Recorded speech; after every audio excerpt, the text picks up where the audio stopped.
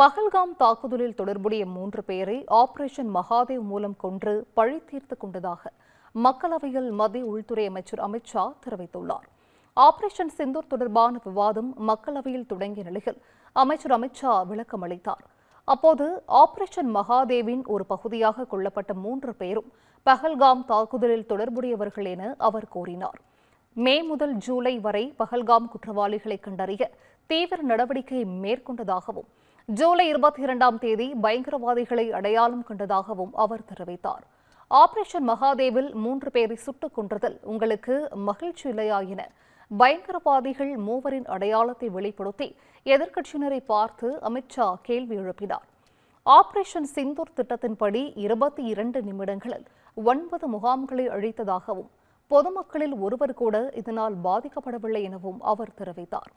பாகிஸ்தானின் இதயத்தை தாக்கி அழித்ததாகவும் அந்நாட்டின் தாக்குதல் இந்தியாவில் எந்த தாக்கத்தையும் ஏற்படுத்தவில்லை எனவும் அமித் ஷா குறிப்பிட்டார். பஹல்காம் தாக்குதலில் ஈடுபட்டவர்களை பாகிஸ்தான் செல்ல விடாமல் தடுத்ததாகவும் சுட்டுக் கொல்லப்பட்ட 3 பயங்கரவாதிகளும் பாகிஸ்தானைச் சேர்ந்தவர்கள் எனவும் அவர் திட்டவட்டமாக கூறினார்.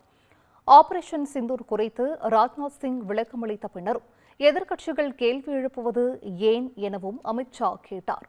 கொல்லப்பட்டவர்களிடமிருந்து பாகிஸ்தான் அடையாள அட்டைகள், அந்நாட்டு சாக்லேட்டுகள், துப்பாக்கிகள் பறிமுதல் செய்யப்பட்டதாகவும் அவர் குறிப்பிட்டார்.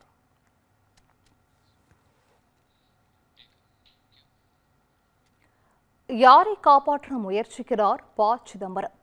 பாகிஸ்தானுக்கு நற்சான்றிதழ் தர முயற்சிக்கிறாரா என மத்திய உள்துறை அமைச்சர் அமித் ஷா சரமாரியாக கேள்வி எழுப்பினார்.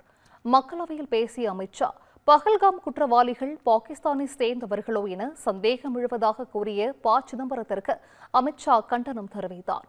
இன்னும் என்ன ஆதாரம் வேண்டும் அவருக்கு என கேட்ட அமித் ஷா, பாகிஸ்தான் ஆக்கிரமிப்பு காஷ்மீர் நம்முடையதுதான் எனவும் அதனை மீட்க யுபிஏ அரசு தவறிவிட்டதாகவும் கூறினார்.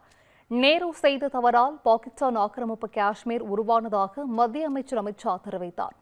பயங்கரவாதத்திற்கு எதிராக மோடியின் அரசு மௌனமாக இருக்காது எனவும் காங்கிரஸ் அரசுகளைப் போல அல்லாமல் பயங்கரவாதிகளை பிரதமர் மோடி தண்டித்து வருவதாகவும் அவர் குறிப்பிட்டார். காங்கிரஸ் அரசால் செய்ய முடியாததை மோடி அரசு செய்திருப்பதாகவும் சீனா மீது காங்கிரஸ் கொண்ட அன்புக்கு எல்லையே இல்லை எனவும் அமித் ஷா கடுமையாக சாடினார். இவரது பேச்சை எதிர்த்து எதிர்க்கட்சிகள் கடும் வாக்குவாதத்தில் ஈடுபட்டதும் குறிப்பிடத்தக்கது.